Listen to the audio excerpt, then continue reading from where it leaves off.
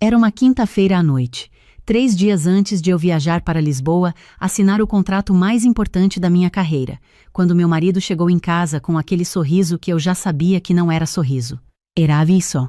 Sentei no sofá com o notebook no colo, revisando pela última vez os desenhos técnicos do Centro Cultural que eu tinha levado 2 anos para projetar. 42 metros de fachada em vidro curvo, uma praça interna com jardim suspenso, um conceito que tinha derrotado 14 escritórios europeus numa licitação internacional. O projeto era meu, a viagem era minha, a conquista era minha. Meu marido tirou o paletó devagar, pendurou na cadeira da sala e disse: "A minha mãe está aqui fora. Ela precisa falar com você. Nós precisamos falar com você." Nós. Esse pronome me gelou mais do que qualquer coisa.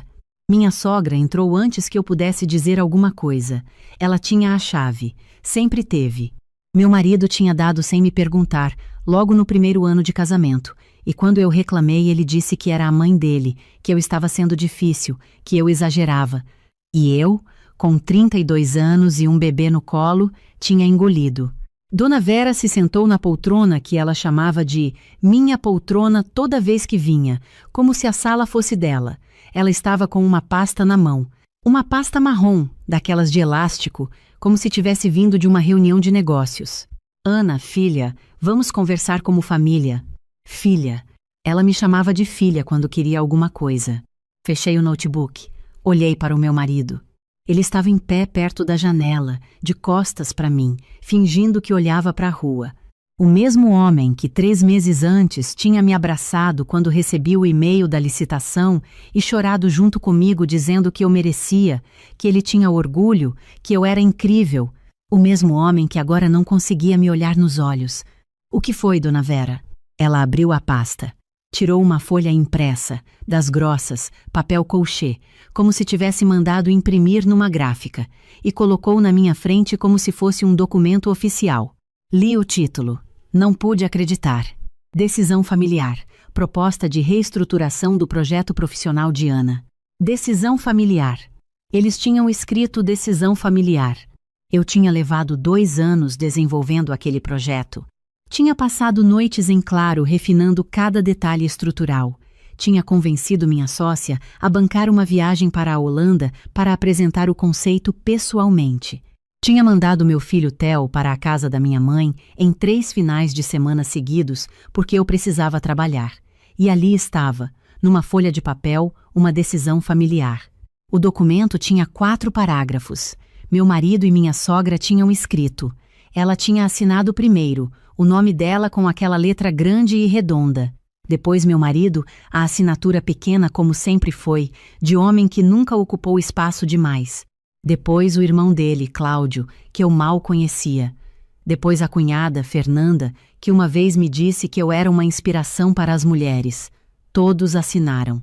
O documento dizia que a viagem para Lisboa era um risco para a estabilidade familiar, que 6 meses de distância seria prejudicial para o desenvolvimento emocional dos meus filhos, que meu marido tinha demonstrado sinais de sofrimento com minhas ausências frequentes, que como família eles entendiam que a decisão mais madura seria eu indicar outro arquiteto do escritório para representar o projeto, mantendo a autoria intelectual, mas abrindo mão da execução presencial, mantendo a autoria intelectual. Eles tinham escrito isso como se fosse um favor. Levantei devagar, fui até a cozinha, peguei um copo, bebi água. Precisava de 10 segundos para não dizer o que eu estava pensando. Quando voltei, minha sogra estava com a pasta no colo, esperando. Meu marido ainda estava de costas. "Rodrigo." Olhei para ele. "Você realmente assinou isso?" Ele se virou. Os olhos dele evitavam os meus, mas ele respondeu: "Ana, você vai ficar 6 meses fora. Theo está no ano mais importante do ensino médio. Sofia ainda precisa de mãe em casa." "Sofia tem 13 anos, Rodrigo. Você a chama de bebê desde que ela completou 8. "Não é isso." "O que é, então?" Minha sogra se intrometeu antes que ele pudesse responder. "É que você está mudada, Ana. Desde que ganhou essa licitação, você anda em outra frequência. Chega tarde, final de semana trabalha, não janta com a família. Eu fico preocupada com meu filho, com meus netos. Você está priorizando o projeto acima de tudo."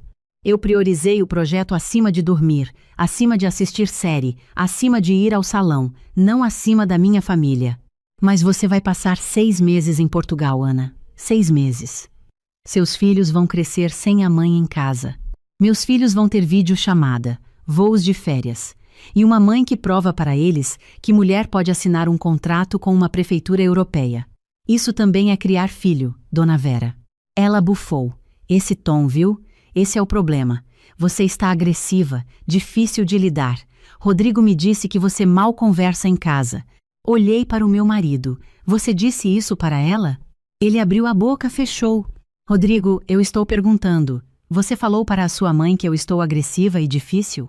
Eu falei que você estava estressada com o projeto e que eu estava agressiva. Completei para ele. Você foi contar para a sua mãe que eu estava agressiva, e ela transformou isso num documento de 4 parágrafos com assinaturas da família inteira. Dona Vera cruzou os braços. Nós só queremos o seu bem. Dobrei o documento, coloquei dentro da pasta, fechei o elástico e devolvi para ela. Eu ouvi tudo. Vou pensar. Podem ir embora. O rosto de Dona Vera relaxou. Ah, que bom! Eu sabia que você ia entender. Você é uma mulher sensata, Ana. No fundo, você sabe que a família vem primeiro. Com licença, eu disse. Eles foram. Meu marido saiu atrás da mãe dele como sempre fazia, sem me olhar, sem ficar para conversar, sem se despedir direito. A porta fechou. Fiquei parada na sala durante talvez 5 minutos. Olhei para o notebook em cima da mesa, para os desenhos do Centro Cultural abertos na tela, para o copo d'água que eu tinha deixado na mesinha de centro. Peguei o celular e liguei para minha sócia, Camila. Ela atendeu no segundo toque porque era Camila, e ela sempre atendia quando eu ligava de noite, desde que a gente tinha se conhecido na faculdade 20 anos antes. Ana? Que foi? Camila, você ainda tem o contato da advogada que cuidou do seu divórcio? Silêncio longo. Ana. O nome do escritório dela. Preciso do nome do escritório. Ela respirou fundo. Você tem certeza do que está fazendo? Não é por causa da viagem. Não é nem por causa do documento idiota que eles fizeram. É por 12 anos me sentindo hóspede na minha própria vida. 12 anos pedindo licença para ter ambição. 12 anos competindo com uma sogra que trata o filho dela como propriedade particular e um marido que nunca uma única vez, ficou do meu lado quando ela apareceu. Camila ficou quieta por alguns segundos. O nome do escritório é Almeida e Torres. A advogada se chama Doutora Renata. Eu te mando o número agora. Obrigada. Ana, você vai para Lisboa. Vou. E vai ser incrível. Vai. Desliguei. Recebi o número em seguida. Salvei o contato. Abri o notebook e continuei revisando os desenhos do Centro Cultural até meia-noite, porque eu ainda tinha trabalho a fazer e o projeto não esperava por ninguém. Na manhã seguinte, acordei antes de todos. Fiz café, sentei na varanda e escrevi uma lista no caderno que eu usava para rabiscar croquis. Conta bancária separada, apartamento para alugar, conversa com as crianças, reunião com a doutora Renata, passagem para Lisboa, em nenhuma ordem de prioridade, porque tudo era urgente. Quando o Rodrigo desceu, eu estava terminando o café. Ele trouxe pão de queijo da padaria, o mesmo pão que eu gostava desde que a gente tinha se mudado para aquele bairro. Às vezes, ele ainda fazia coisas assim. Pequenos gestos de homem bom que me confundiam por uma fração de segundo, me fazendo esquecer que homem bom e bom marido são coisas muito diferentes. Rodrigo, senta. Ele sentou com um sorriso ainda no rosto, achando que era uma boa conversa. Eu vou para Lisboa na domingo como planejado. O sorriso sumiu. Ana. Vou assinar o contrato, vou executar o projeto e quando eu voltar em 6 meses vamos encaminhar o divórcio. Ele ficou pálido. O quê? Você me ouviu. Por causa da viagem? Você está me deixando por causa de uma viagem? Não estou te deixando por causa de uma viagem. Estou terminando nosso casamento por causa de 12 anos, sendo a última prioridade.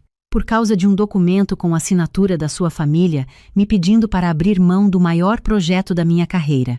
Por causa de um marido que deixou a mãe dele entrar na nossa casa, sentar na nossa sala e me apresentar um papel como se eu fosse uma funcionária que precisava de aviso prévio.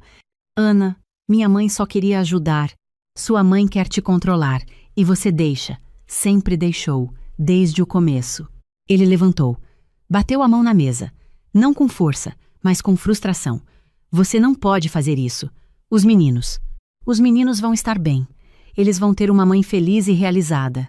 Isso vale mais do que uma mãe presente e infeliz. Você está sendo egoísta. Demorei 12 anos para ser egoísta. Está na hora. Ele pegou o celular. Eu sabia para quem ele ia ligar. Mãe, a Ana está falando em divórcio. Preciso que você venha aqui. 35 minutos depois, Dona Vera estava na minha sala de novo, dessa vez de manhã, com o cabelo arrumado, como se tivesse se preparado para a reunião. Rodrigo sentado no sofá ao lado dela. Eu em pé perto da janela, porque não ia sentar na poltrona que ela chamava de dela. Ana, que é essa história? Exatamente o que você ouviu, Dona Vera. Você vai destruir essa família por causa de um contrato em Portugal? Não, a família já estava destruída. Eu só estava fingindo que não estava. Ela abriu os braços com aquele gesto dramático que eu conhecia de cor. Meu filho te deu tudo. Uma casa linda, segurança, 2 filhos maravilhosos. Você não tem gratidão nenhuma? Eu ajudei a construir essa casa, Dona Vera. Eu pago metade das contas daqui desde que casamos. Nos primeiros 3 anos trabalhei mais do que ele enquanto ele trocava de emprego.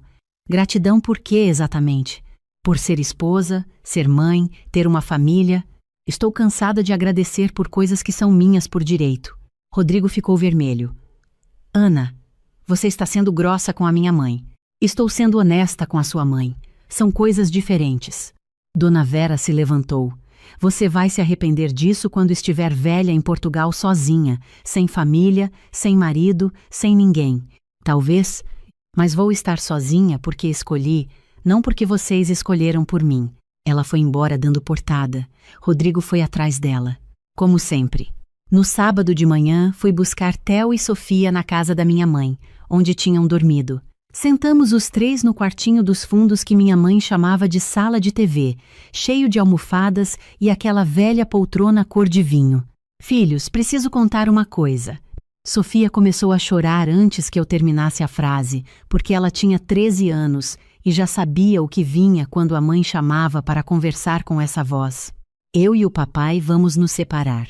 Foi culpa minha? Sofia perguntou com a voz pequena. Por causa da minha nota de matemática? Abracei ela com força. Nunca, jamais. Não tem nada que você faça ou deixe de fazer que cause isso, meu amor.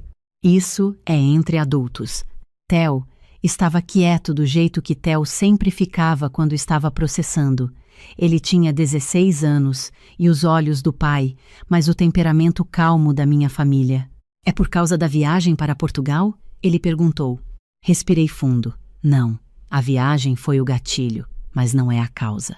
A causa é que eu e o papai nos perdemos no caminho. Às vezes acontece com adultos. Mas vocês vão continuar sendo nossos pais. Sempre. Isso não muda nunca. Theo ficou quieto um pouco mais. Depois perguntou. Mãe, aquele projeto que você ganhou, o Centro Cultural, como é que chama o lugar? Parque das Nações, em Lisboa. Ele assentiu devagar. Eu pesquisei sobre ele. Depois que você ganhou a licitação, li tudo o que tinha. Olhei as fotos do lugar, a vista para o Tejo, a arquitetura ao redor. Não sabia disso. Você ia ser incrível lá, mãe. Já é incrível aqui, mas lá também vai ser. Desabei a chorar. Não era o choro de mulher quebrada. Era o choro de quem carregou peso demais por tempo demais e finalmente pode soltar. Abracei meus 2 filhos e fiquei ali, cheirando o cabelo deles, ouvindo a chuva começar do lado de fora.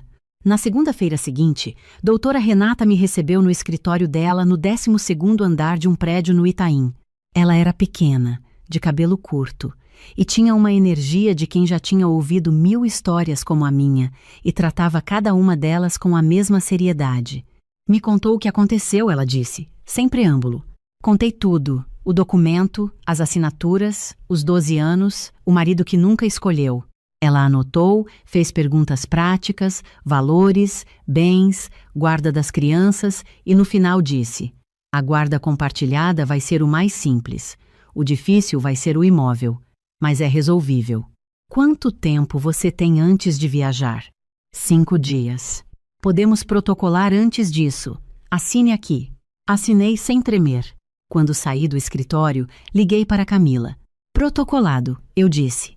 Ela gritou tão alto que precisei afastar o telefone do ouvido.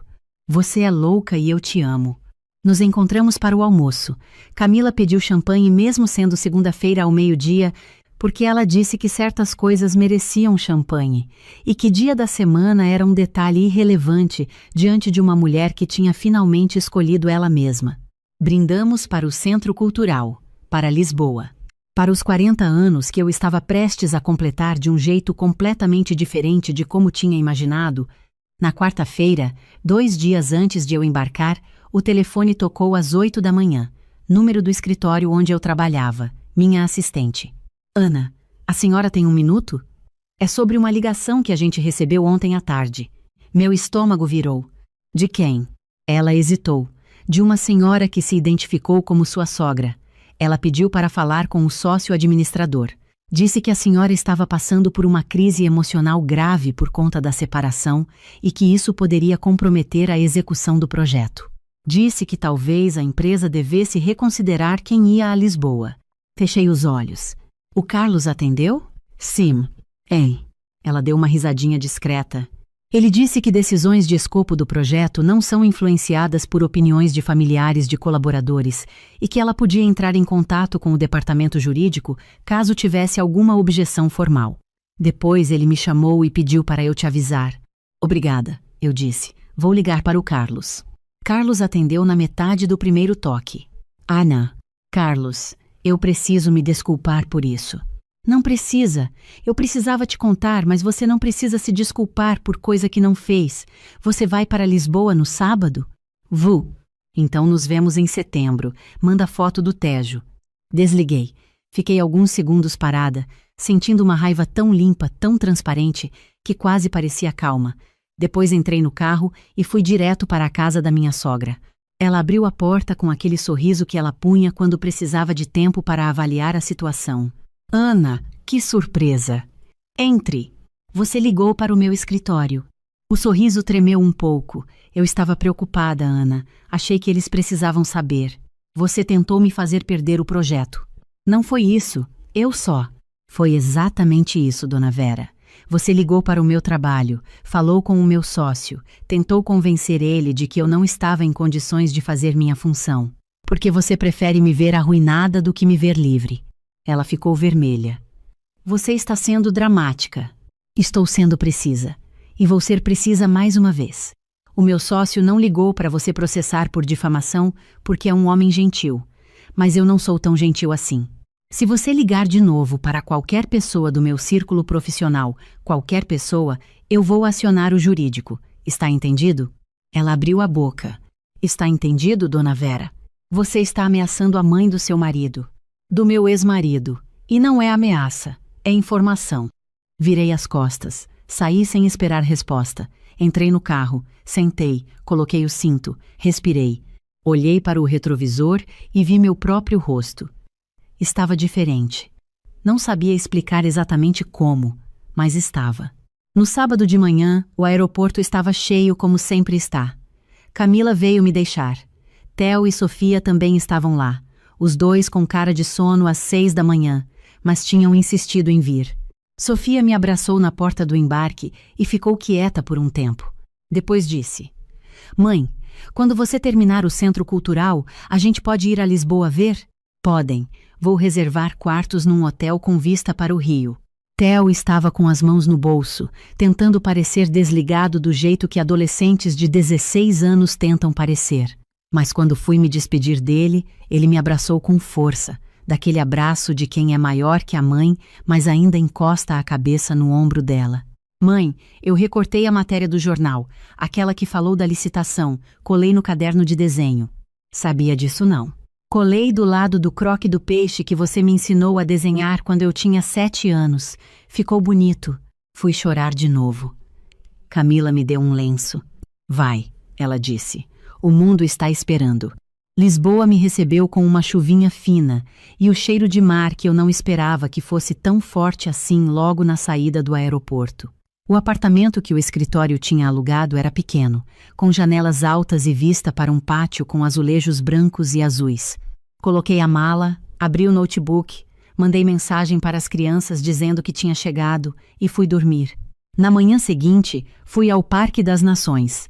Fiquei em pé no terreno onde o centro cultural ia ser construído e olhei para o rio Tejo, largo e calmo, com a luz da manhã quebrando na água de um jeito que eu nunca tinha visto antes.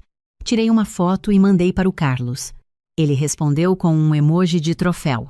Mandei outra para Theo e Sofia. Theo respondeu: incrível! Sofia respondeu com 8 corações. Mandei uma última para Camila, que estava dormindo porque eram 4 da manhã no Brasil, mas respondeu assim mesmo: você chegou lá. Assinei o contrato na tarde daquela segunda-feira. Era uma sala enorme com janelas do chão ao teto e representantes da Prefeitura de Lisboa sentados do outro lado de uma mesa comprida. Minha mão não tremeu. As semanas seguintes foram intensas. Reuniões, visitas ao terreno, ajustes no projeto, conversas com a construtora local que tinha sido contratada para a execução. Eu dormia pouco e trabalhava muito, mas era um cansaço diferente de tudo que eu já tinha sentido antes. Era o cansaço de quem está exatamente onde quer estar. Rodrigo tentou me ligar 3 vezes na primeira semana. Não atendi. Mandei uma mensagem dizendo que qualquer comunicação sobre as crianças devia passar por mensagem escrita e sobre o processo de divórcio direto para a doutora Renata. Ele respondeu: tudo bem. Isso me surpreendeu. Talvez ele também estivesse aliviado. Dona Vera mandou mensagem uma vez. Dizia que ela tinha rezado por mim e que esperava que eu me arrependesse a tempo. Bloqueei o número sem responder. Theo e Sofia ligavam toda noite às 9, horário de Lisboa. A gente conversava por 40 minutos, às vezes 1 hora.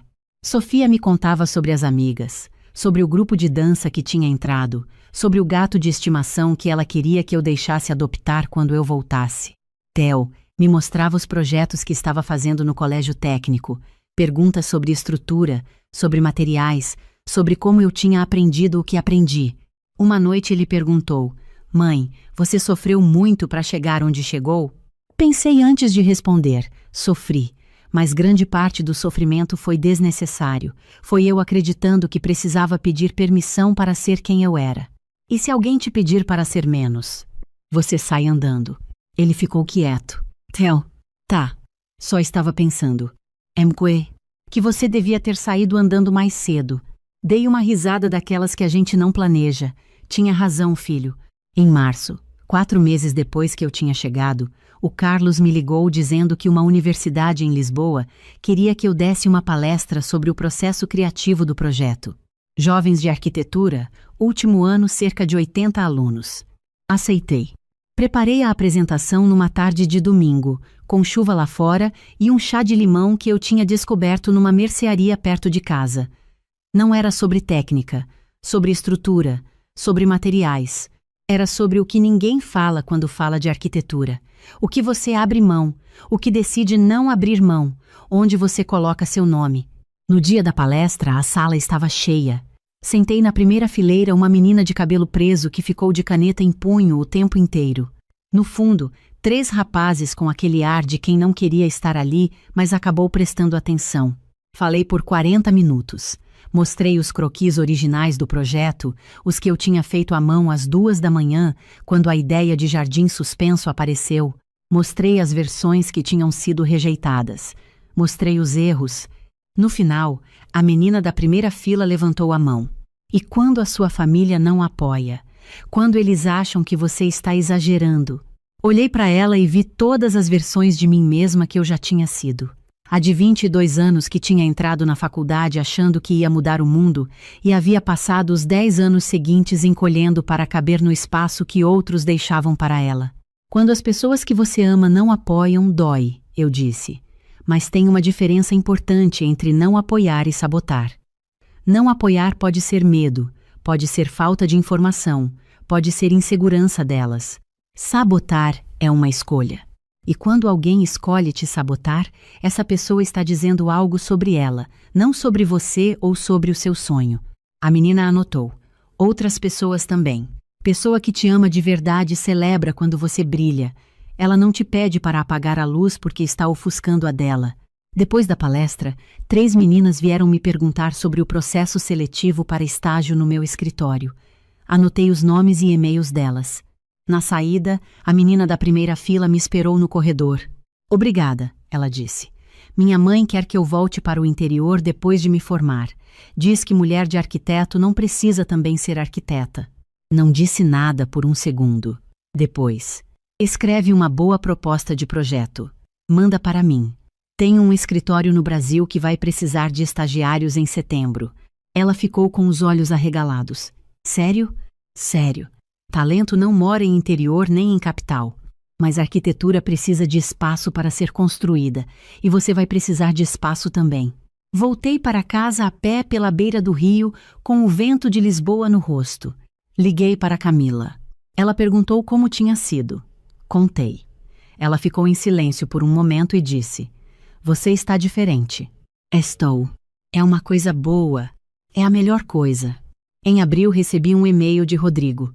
Não era sobre as crianças nem sobre o processo. Era uma mensagem curta, 3 linhas. Dizia que ele tinha começado terapia, que estava entendendo coisas que demorou demais para entender, que não esperava nada, só queria que eu soubesse. Li 2 vezes. Respondi apenas: Fico feliz por você. Não era sarcasmo, era verdade.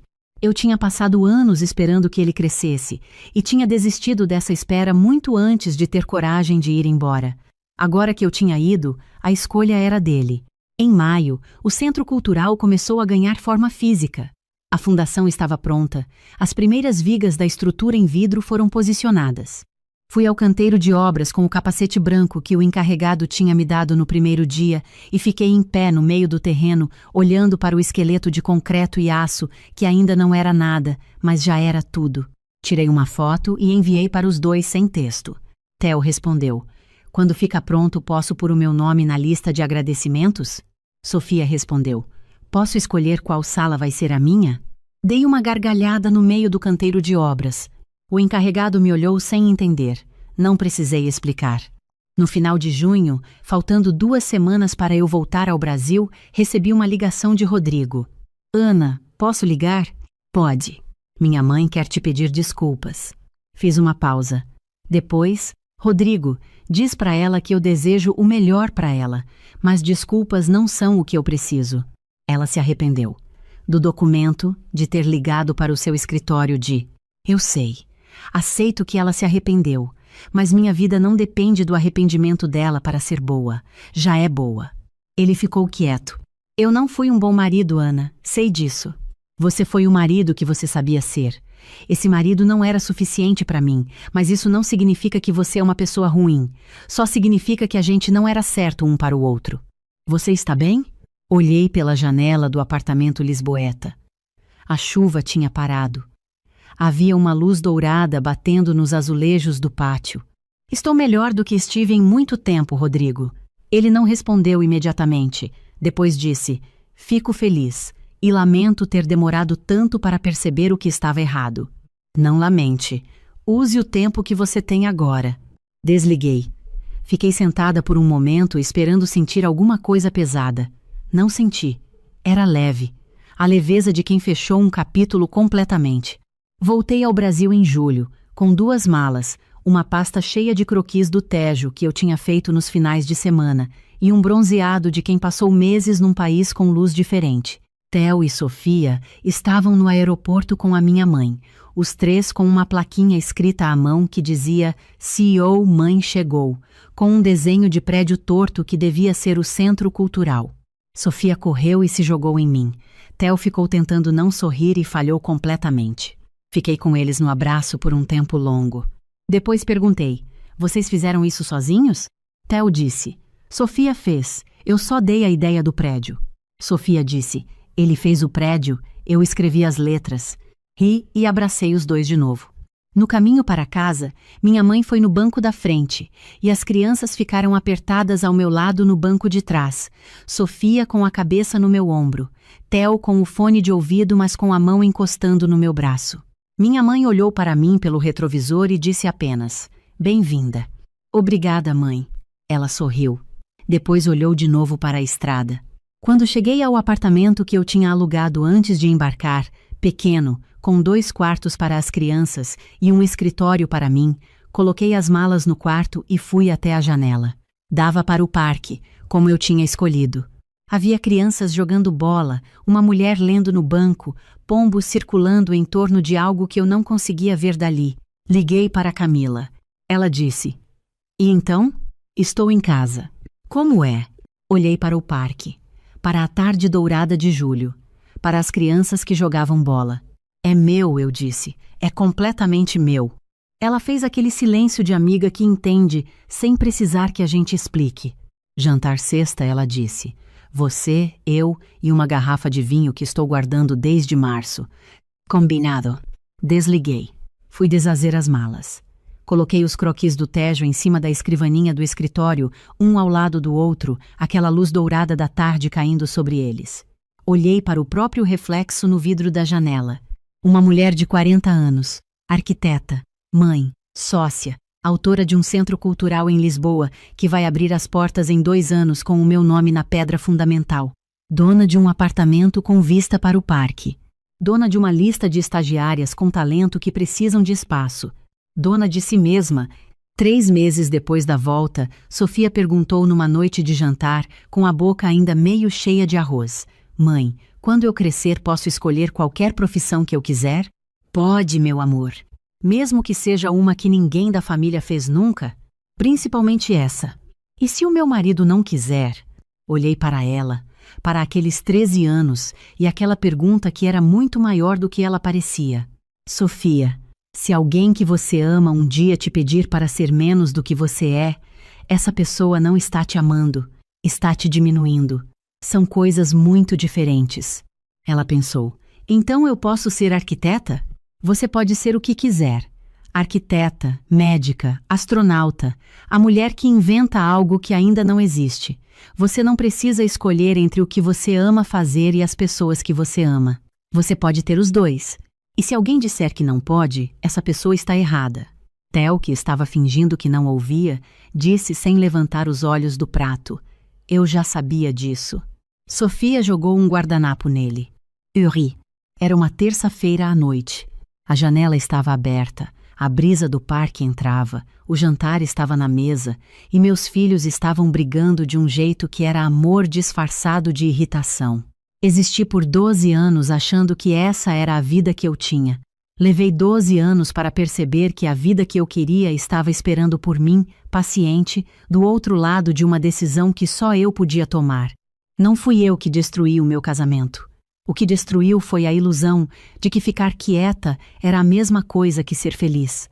E quando finalmente parei de ficar quieta, quando finalmente disse em voz alta o nome do que eu queria, descobri que o mundo não desabou, meus filhos não se perderam, minha carreira não acabou. O que acabou foi o peso. E com o peso indo embora, sobrou espaço. Espaço para trabalhar de verdade, para rir de verdade, para acordar de manhã e querer o dia que está chegando em vez de temer o que ele vai cobrar de mim. Hoje, quando acordo, a primeira coisa que penso não é no que os outros esperam de mim. A primeira coisa que penso é: o que eu vou construir hoje? E essa pergunta, depois de tudo, ainda é a mais bonita que conheço. Eu estava no meio de uma planilha de fechamento quando o celular tocou com um número que eu não conhecia. Atendi porque minha filha estava na escola e qualquer número desconhecido num dia de semana me faz o coração apertar um segundo antes de respirar. Do outro lado, uma voz de homem jovem, tom educado, um pouco hesitante. Ele disse o nome dele, que eu não retive na hora, e perguntou se eu era a dona do carro branco placa tal. Eu disse que sim. Ele disse que queria combinar a devolução para o fim de semana porque o serviço tinha terminado antes do previsto e ele precisava voltar para o interior antes da segunda-feira. Fiquei olhando para a tela do computador por uns 3 segundos sem processar nada. Depois perguntei, com a voz mais calma que consegui montar naquele momento, o que exatamente ele estava devolvendo. Ele ficou em silêncio por um segundo. A tia dele disse, tinha combinado tudo com a minha sogra. Eu agradeci. Pedi o número dele. Desliguei. Fiquei sentada na cadeira do escritório, olhando para a janela que dá para o quintal. O jasmim que eu plantei em março estava com flores novas. Minha filha tinha deixado o casco de tartaruga de brinquedo esquecido na grama. O dia estava normal em tudo, menos dentro de mim.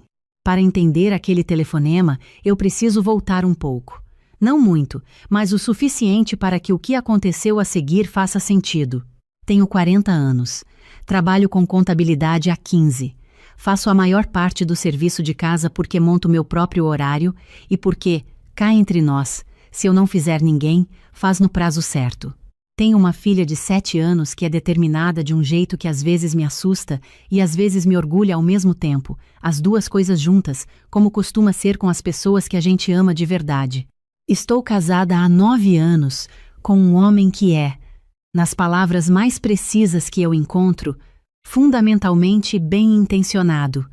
Ele não é mau, não é desonesto, não levanta a voz. O problema nunca foi ele exatamente. O problema era o que ele carregava junto, invisível como aquela pressão de mudança de tempo que a gente sente no corpo antes de ver a nuvem. Minha sogra criou 3 filhos praticamente sozinha. O marido dela adoeceu cedo e foi embora quando os filhos ainda eram novos. Eu respeito isso com sinceridade, porque sei o preço que tem. Mas aprendi ao longo dos anos que existe uma diferença entre uma mulher que passou por coisa difícil e uma mulher que usa o que passou como autorização permanente para ultrapassar os limites de todo mundo.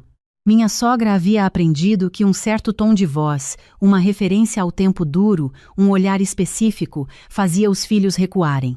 Meu marido mais do que ninguém.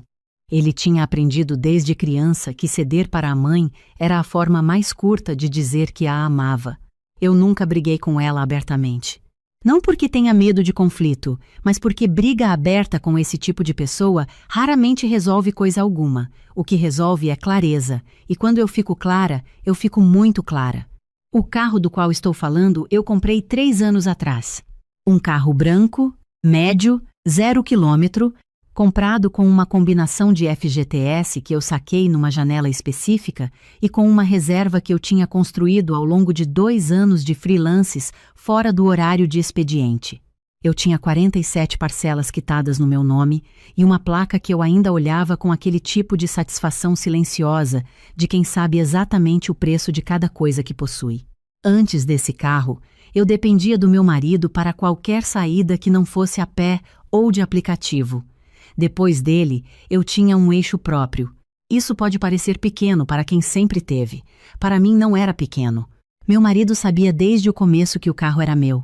Não no sentido jurídico apenas, mas no sentido real, o que envolve a linguagem que a gente usa em casa, quem cuida da revisão, quem decide quando lava, quem escolhe se empresta ou não. Nunca houve discussão sobre isso porque nunca precisou haver. O carro ficava na vaga com meu nome, eu administrava, ele usava quando eu oferecia, e essa era a dinâmica. Simples, clara, sem drama. O que eu não sabia é que minha sogra tinha uma outra interpretação sobre esse carro e que ela tinha guardado essa interpretação guardada por tempo suficiente para que ela virasse um plano. Depois de desligar o telefone, fui até a sala onde meu marido estava almoçando na frente do computador com aquela postura de quem está fingindo trabalhar. Me sentei na cadeira de frente, esperei ele levantar os olhos. Quando ele levantou, eu disse o nome dele com o tom que ele sabe distinguir do meu tom de todos os dias. Ele abaixou o garfo. Acabei de receber um telefonema de um homem que quer devolver meu carro. Um carro que ele pegou emprestado pela minha sogra. Ele ficou olhando para mim com aquela progressão que eu conheço de cor, primeiro a surpresa, depois o reconhecimento, depois aquela expressão específica de quem está calculando quanto tempo tem antes de precisar responder. Foi essa última expressão que me disse tudo. Você sabia disso? Não era pergunta. Ele passou a mão na nuca. Minha mãe tinha me comentado que o sobrinho da dona Cida estava precisando de transporte por uns dias para umas entrevistas de emprego na cidade. Disse que estava difícil para ele porque o carro que ele tinha era velho e ela ia ver uma solução. E você não me disse nada. Ela falou que ia falar com você. Ela não falou comigo. Ela emprestou o meu carro para um homem que eu não conheço. Ele ficou olhando para a mesa. Aquele silêncio não era de culpa genuína. Era o silêncio de alguém que está tentando encontrar o ponto onde ele pode pousar nessa conversa sem cair de um lado nem de outro. Eu me levantei, peguei o celular e liguei para a minha sogra. Ela atendeu no terceiro toque com aquela voz calorosa de quem não sabe que a conversa vai ser diferente das outras. Expliquei o que tinha acontecido, palavra por palavra. sem grito, sem tremer. Perguntei quando exatamente ela tinha pedido minha autorização para emprestar meu carro a outra pessoa. Ela ficou em silêncio por um momento.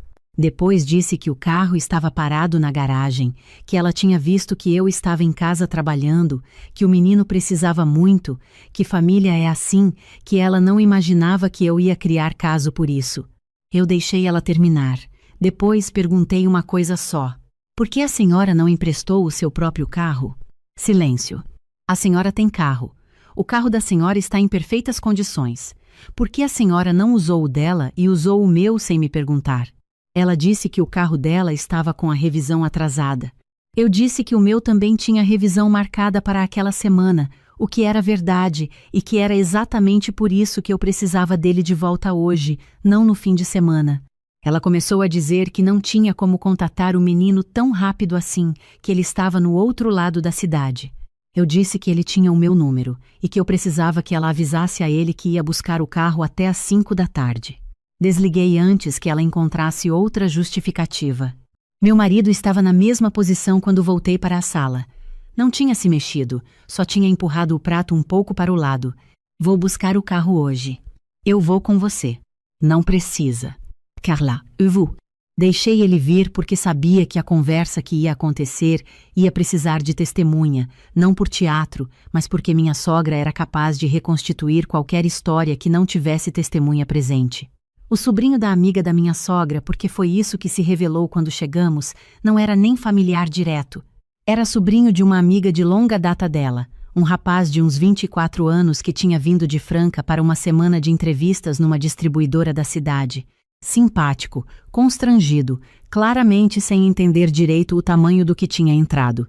Quando eu me apresentei como a dona do carro e expliquei que havia um equívoco, ele entregou as chaves com uma rapidez que mostrava que ele já tinha intuído que alguma coisa estava errada desde o começo. Não era culpa dele. O errado não tinha partido dele. Agradeci, fiz o caminho de volta com meu marido no banco do passageiro em silêncio. Na metade do caminho ele disse que ia conversar com a mãe. Eu disse que ia além de conversa. Ele me olhou. Eu disse que o que tinha acontecido não era uma gafe, era uma decisão calculada. Sua mãe esperou um momento em que ela achava que o carro estava parado. Escolheu não me perguntar porque sabia que eu ia dizer não, e agiu assim mesmo. Isso não se resolve com conversa de fim de semana. Ele ficou olhando para a janela pelo resto do caminho. Naquela noite, depois que minha filha dormiu, eu fiquei na cozinha com o computador aberto pesquisando o que eu precisava fazer. Não por raiva, mas porque a ligação daquela tarde tinha me dado uma informação importante. Minha sogra não tinha agido por impulso, ela tinha calculado. Ela sabia que o carro ficava na garagem nos dias em que eu trabalhava em casa. Ela sabia que se me perguntasse eu ia dizer não. Ela sabia que o fato consumado era sempre mais difícil de desfazer do que o pedido é de negar. Isso era padrão, não acidente. E padrão se responde com estrutura, não com emoção.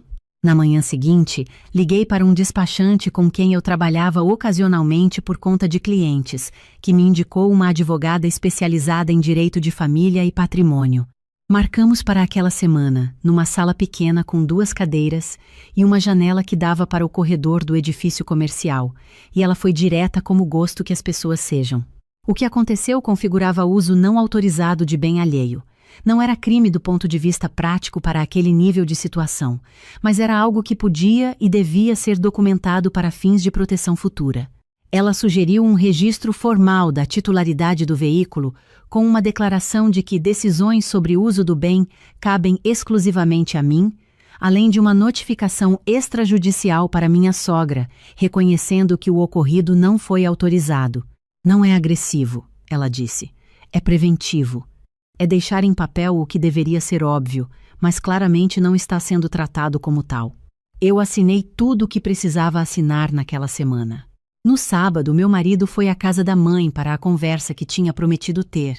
Eu fiquei em casa com minha filha, fizemos panqueca, montamos um quebra-cabeça de 500 peças no chão da sala e eu não pensei em mais nada por algumas horas, que era exatamente o que eu precisava. Ele voltou à noite com aquela expressão de quem passou horas num campo difícil e saiu andando, mas pagou um preço por cada passo. Se sentou no sofá. Minha filha já estava dormindo. Conversei com ela. Como foi? Ela ficou na defensiva. Disse que não tinha feito nada de errado, que estava ajudando a família da Cida, que o carro estava parado de qualquer jeito, que você é muito fechada com suas coisas, que casamento é parceria. E você disse o quê? Disse que o carro é seu, que decisão sobre o carro é sua, que ela não tem autoridade nenhuma sobre seus bens, nem sobre os bens nossos juntos, muito menos sobre os que são só seus. Que o que ela fez foi errado, não inconveniente, errado. Ela aceitou? Ela nunca aceita na hora. Eu sei, mas preciso que você entenda uma coisa. Fui a uma advogada essa semana, não para processar ninguém, para proteger o que é meu, porque o que aconteceu na terça mostrou que não basta eu saber que o carro é meu. Precisa estar claro para todo mundo, inclusive registrado, que ninguém toma decisão sobre esse bem exceto eu. Ele ficou quieto por um tempo que eu aprendi a não interromper. O tipo de silêncio que não é raiva e não é concordância. É o tipo de silêncio que acontece quando uma pessoa está processando algo que ela sabia, mas nunca tinha olhado diretamente. Você acha que eu fui longe demais? Ele disse. Eu disse que longe demais foi ela mandar um estranho sair de Franca com meu carro sem me perguntar. Ele assentiu. Aquele assentimento tinha algo diferente dos outros. Não era o aceno de encerramento de assunto que eu conhecia, era outra coisa embaixo. Nos dias seguintes, a casa ficou com aquela temperatura diferente que não é briga e não é normalidade, é o intervalo entre as duas, quando duas pessoas que se conhecem muito estão atravessando algo que ainda não chegou na outra margem. Minha filha percebeu porque crianças sempre percebem. Ela me perguntou se eu estava brava com o papai. Eu disse que não, que a gente estava resolvendo uma coisa de adulto. Ela aceitou com a tranquilidade de quem aprendeu que nem tudo precisa ser explicado para ser suportado. A cunhada me mandou mensagem na segunda-feira. Era o tipo de mensagem longa que parece ter sido escrita e apagada várias vezes antes de ser enviada, densa, com o tom de quem está tentando parecer ponderada e não está conseguindo. Ela dizia que eu tinha constrangido o rapaz na frente de todo mundo, que minha sogra estava arrasada, que eu podia ter ajudado e escolhi não ajudar, que casar com alguém é abraçar a família dessa pessoa, que ela esperava que eu reavaliasse minhas prioridades. Li uma vez, fui fazer café. Respondi 2 dias depois com uma frase. Obrigada por ter me escrito. Ela mandou mais 3 mensagens. Eu não li naquele dia. O que me incomodava não era a raiva dela. Era o argumento por baixo. A ideia de que um bem que eu comprei com o meu dinheiro, que eu pago o seguro, que eu levo para a revisão, que eu cuido, podia ser tratado como recurso disponível para quem a família do meu marido decidisse ajudar naquela semana. Que dizer não era frieza. Que ter limite era egoísmo, que o casamento me obrigava a disponibilizar o que era meu para quem eles escolhessem, quando eles escolhessem, sem que ninguém precisasse nem me perguntar. Eu tinha passado 9 anos sendo boa o suficiente para essa família, presente nas datas, paciente nas reuniões, silenciosa nas minhas próprias necessidades, e o que tinha crescido com isso não foi gratidão, foi expectativa. Quanto mais eu dava, maior ficava a conta do que eles achavam que eu devia. Não havia um ponto de chegada, havia uma fronteira que recuava a cada vez que eu cedia. Esse foi o erro que eu carregava há tempo demais. E eu conhecia esse erro por dentro, com detalhe. Na quarta-feira, a advogada me mandou os documentos finalizados. Eu revisei, assinei, ela enviou a notificação. Naquela mesma tarde, meu marido chegou mais cedo do que o habitual. Foi beber água na cozinha. Ficou apoiado na bancada, me olhando por um momento com aquela expressão que eu levo anos aprendendo a decifrar. Você assinou os documentos? Assinei. Ela enviou. Ele colocou o copo na pia. Carla, eu preciso te dizer uma coisa. Eu virei de frente para ele. Eu sabia antes. Minha mãe tinha me contado 3 dias antes da ligação que ela estava pensando em uma solução para o sobrinho da Cida. Eu não perguntei o que solução significava. Preferi não saber porque sabia que se soubesse ia ter que agir, e agir com minha mãe tem um custo que eu venho evitando faz tempo. Quando o rapaz ligou para você, eu já tinha a suspeita do que tinha acontecido. Eu o ouvi sem interromper. Eu devia ter te dito assim que minha mãe mencionou. Não disse porque fiquei com a esperança de que dessa vez ela ia te perguntar antes de fazer. Eu sabia que ela não ia, mas me convenci de que talvez, Isso foi covarde da minha parte. Aquilo doeu de um jeito específico. Não a informação em si, mas a lógica por baixo. A ideia de que ele tinha preferido a esperança de que a mãe fosse se comportar diferente do que a certeza de que eu merecia saber era um padrão antigo, e eu tinha nome para ele, só nunca o tinha ouvido dele mesmo. "O que você vai fazer com isso agora?" eu disse. "Fui à casa dela ontem de noite, sozinho, sem você, porque eu precisava ter essa conversa sem estar me dividindo entre te proteger e me defender ao mesmo tempo. Disse a ela que o que ela fez foi errado. Não inconveniente, errado. Que ela não tem nenhuma autoridade sobre os seus bens. Que a próxima vez que ela tomar uma decisão que te afeta sem falar com você antes, eu serei o primeiro a colocar limite." Ela foi bem com isso? Ficou quieta por um bom tempo. Depois disse que não era a intenção dela desrespeitar ninguém, que ela só queria ajudar a Cida, que não imaginava que as coisas iam tomar essa proporção. "E você disse o quê?" "Disse que o problema não era a proporção, era a ação. Que se ela queria ajudar o sobrinho da Cida, ela tinha o próprio carro, ela tinha contatos, ela tinha outras maneiras de ajudar que não envolvessem usar algo que não é dela, sem passar por cima de você." Ficamos em silêncio. Lá fora, minha filha estava no quintal e eu ouvia o barulho dela chutando a bola contra o muro, um ritmo regular, constante, completamente separado de tudo o que estava sendo dito naquela cozinha. "Eu precisava que você tivesse feito isso antes", eu disse. "Eu sei. E eu sei que uma conversa agora não apaga o que ficou em silêncio antes. Mas eu quero que você saiba que quando aquele homem ligou e você ficou sentada no escritório sem dizer nada por um tempo, eu entendi o que aquilo significava e entendi que dessa vez não tinha como eu ficar no meio." Eu olhei para ele. Não estava esperando aquilo, não a admissão em si, porque eu sabia que ele sabia, mas a maneira como ele tinha nomeado. Ele tinha nomeado o que eu estava sentindo antes de nomear o que ele tinha feito. E isso, por razão que eu não sei explicar completamente, pesou mais do que qualquer promessa teria pesado. As semanas seguintes foram estranhas no sentido que às vezes o estranho é necessário. Minha sogra não me ligou diretamente. A cunhada ficou em silêncio depois da última mensagem que eu não respondi.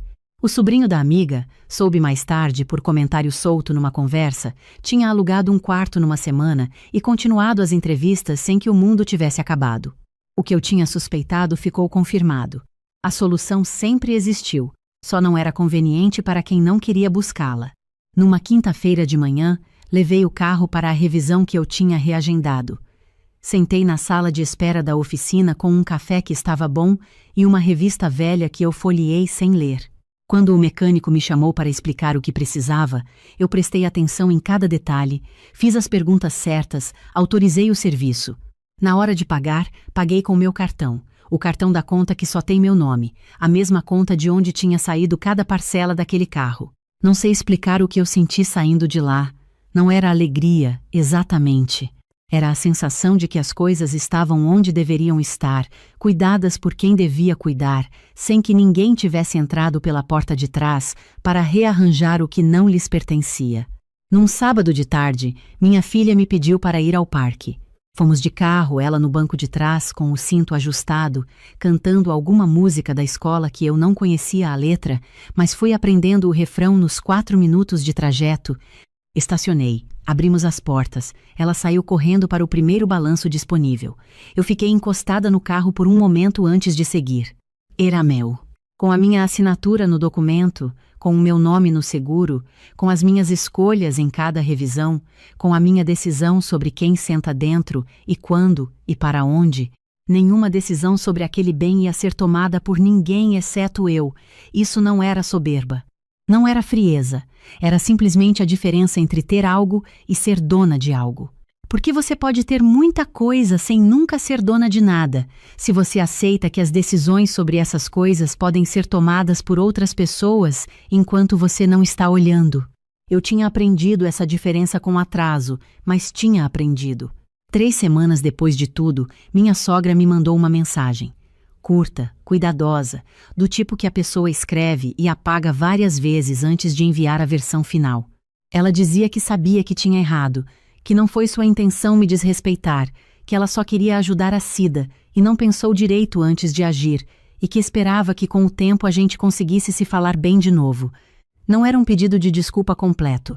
Era o máximo que ela conseguia fazer sem abrir mão do orgulho inteiro. Mas era real no sentido de que ela tinha parado o suficiente para escrever e enviar. Respondi com cuidado. Disse que entendia, que eu também esperava isso, que o tempo resolve o que as palavras ainda não alcançam. Não fingi que estava tudo bem, porque não estava. Esse tipo de coisa não cura com uma mensagem.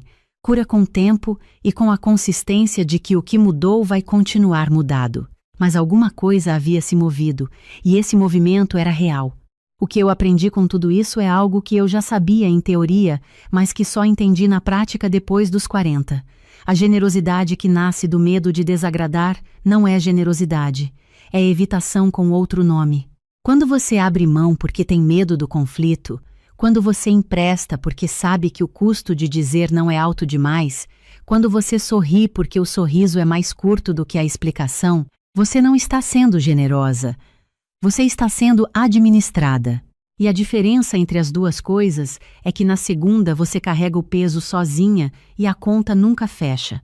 Eu carregava esse peso há 9 anos. Não porque minha sogra fosse uma pessoa má, não porque meu marido fosse um vilão, mas porque havia um sistema de expectativas construído ao redor da minha disponibilidade. E enquanto eu estava disponível, ninguém precisava questionar o sistema. Foi só quando eu parei de estar disponível da maneira que o sistema esperava, que todo mundo teve que olhar para o sistema e decidir o que fazer com ele. Meu marido decidiu sair do sistema. Isso foi o que eu não esperava, e foi o que importou mais.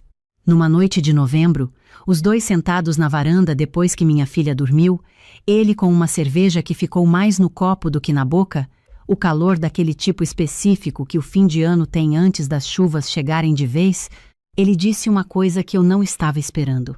Eu fico pensando, ele disse, em quantas vezes você resolveu coisa que eu devia ter resolvido. Não porque você não soubesse, mas porque era mais fácil eu me calar do que entrar em campo. Eu disse que sabia disso. Ele disse que saber e entender são coisas diferentes, que por muito tempo ele soube, mas só nessa semana ele tinha entendido o que o silêncio dele custava para mim. Fiquei olhando para o jardim. No fundo do quintal do vizinho havia um rádio ligado numa música que eu não reconhecia, baixo demais para pegar a letra, mas alto o suficiente para saber que existia. "O que sua mãe vai fazer agora?" eu perguntei. "Vai ficar sentida por um tempo. A Patrícia vai continuar achando que você foi dura demais. A Cida provavelmente nunca vai entender a proporção da coisa porque ninguém vai contar a versão inteira para ela. Isso é problema deles." "É", ele disse. "Disse para minha mãe que qualquer coisa que envolva você ou seus bens precisa ser conversado com você diretamente. Não comigo, não por recado, não por suposição, com você." Respirei fundo. "Obrigada." Não precisa agradecer, era o que tinha que ser dito. Fiquei pensando depois dessa noite numa coisa que parece pequena, mas que não é. Durante anos eu tinha confundido manter a paz com manter a paz para os outros. Eu evitava conflito, achando que estava protegendo o casamento, a família, a relação com a sogra. Mas o que eu estava protegendo era o conforto deles à custa do meu. E o resultado disso era que quanto mais eu cedia, mais invisível ficava a conta que estava crescendo. Não havia um ponto de chegada onde eles iam olhar para trás e dizer: "Chega, ela já deu o suficiente." Havia só uma expectativa maior a cada vez. Quando você para de ceder, as pessoas que se beneficiavam do seu silêncio ficam chocadas. Ficam com raiva. Dizem que você mudou, que está sendo difícil, que o casamento é assim, que família é assim, porque do ponto de vista delas, você de fato mudou. O sistema funcionava, e você parou de funcionar dentro do sistema. O problema é que o sistema nunca foi justo, só era confortável para quem não pagava o preço. Numa manhã de dezembro, eu levei minha filha para a escola e depois fui tomar café numa padaria perto de casa. Pedi um café com leite e um pão de queijo, me sentei perto da janela que dava para a rua e fiquei olhando o movimento de um sábado de manhã, gente com sacola, criança andando de patins, um casal de idosos caminhando devagar com os braços entrelaçados. Tenho 40 anos. Aprendi algumas coisas cedo e outras com um atraso que às vezes me surpreende quando olho para trás. Mas aprendi, entre elas, que nenhum bem, Nenhum espaço, nenhuma conquista fica inteiramente segura enquanto você aceita que outras pessoas têm o direito implícito de decidir sobre ela. Que manter o que é seu não é soberba, não é frieza, não é falta de amor pela família. É o reconhecimento de que você existe como sujeito das suas próprias histórias, não como personagem coadjuvante nas histórias de todo mundo. Minha sogra e eu não estamos no mesmo ponto de antes. Provavelmente nunca vamos estar. E tudo bem, algumas coisas quando mudam, mudam para uma configuração diferente, não para a original. O que importa é que a configuração nova seja mais honesta do que a anterior. Naquele fim de semana, minha filha me pediu para ir visitar a avó. Eu disse que sim, que em algum momento íamos. Ela perguntou se eu estava de bem com a vovó. Eu disse que a gente estava resolvendo uma coisa de adulto, mas que ia ficar bem. Ela aceitou isso com aquela tranquilidade de quem não precisa entender tudo para confiar que as coisas têm caminho. Crianças têm essa sabedoria às vezes, a de confiar no processo sem precisar ver o mapa inteiro. Num domingo de tarde, fui lavar o carro sozinha, numa dessas lavagens self-service com mangueira e espuma e todo o processo manual.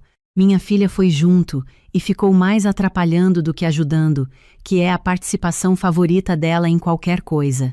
Lavei cada parte com aquela atenção de quem cuida do que é seu. Quando terminei, o carro estava brilhando sob o sol de dezembro, uma luz específica que faz qualquer coisa branca parecer mais branca do que é. Era meu. Tinha sido meu desde a primeira parcela, devia ser meu até a última, e ia continuar sendo meu não porque alguém tinha autorizado, mas porque eu tinha trabalhado para isso, pago por isso, cuidado disso, e nenhuma decisão sobre aquilo ia ser tomada por ninguém que não fosse eu. Isso não era arrogância, era simplesmente saber a diferença entre ter e ser dona. A solidez daquilo ficou comigo o resto do dia.